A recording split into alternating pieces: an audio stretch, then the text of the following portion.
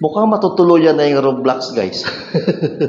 Oo. Yan ang usap-usapan ngayon sa social media. Parang ibaban na sa Pilipinas. O, di ba? Maraming games ang pinapababan eh. Sana yung mga ano lang, wag na yung buong Roblox talaga. Sana yung ano lang, yung mga hindi dapat nilalaro ng mga bata. Yung mga brutal game, yung mga ganon. Yung mga grabing laro na yan. May mga ching-ching, mga ganon-ganon.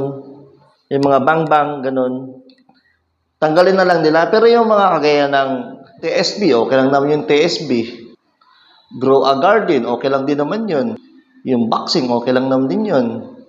Yung mga dapat talagang hindi dapat nilalaro ng mga bata, yun dapat ang tanggalin talaga nila. Kasi maganda. Piliin na lang nila.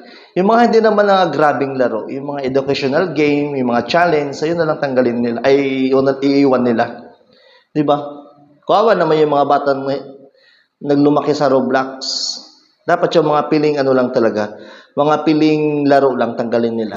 Di ba? Okay ba sa inyo yun?